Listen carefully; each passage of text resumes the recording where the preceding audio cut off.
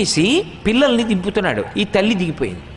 ఈలోగా పెట్టి లోపలికి వెళ్ళిపోయాడు చిన్న పిల్లాడు. వాడి కోసం ఈవిడ అరుస్తోంది. రైలు వెళ్ళిపోయింది. రైలు వెళ్ళిపోతోందమ్మా, నువ్వు పడిపోతావు పట్టాల మీద, నువ్వు వెళ్ళొద్దు, ఎక్కద్దని ప్లాట్ఫామ్ మీద ఉన్న వాళ్ళందరూ ఆవిడని పట్టుకుంటున్నారు. నా బిడ్డడు వెళ్ళిపోతున్నాడు, అందులోనూ నేను చచ్చిపోయినా పర్వాలేదని ఆవిడ వెళ్ళిపోతున్నటువంటి రైలు ఊచ పట్టుకుని ఎక్కేయడానికి ప్రయత్నిస్తోంది. కిటికీ ఊచలు పట్టుకుని వేలాడతానంటుంది. నేను నిజంగా ఎంత గగుర్పాటు చెందానంటే, ఆ భర్త ఏమీ తెలియని అమాయకుడు, అలా ఎక్కుతావు చచ్చిపోతావు ఇంతమంది పట్టుకుంటే వినమే అని కొట్టేశాడు. ఒక పక్క భర్త కొట్టేస్తున్నాడు, ఒక పక్క ఒంటి మీద బట్ట సరిగ్గా లేదు, జారిపోయింది. ఆమె గుండెలు బాదుకుంటూ రైలు వెళ్ళిపోయిన వైపు పరిగెత్తుకెళ్ళిపోతుంది అంతే.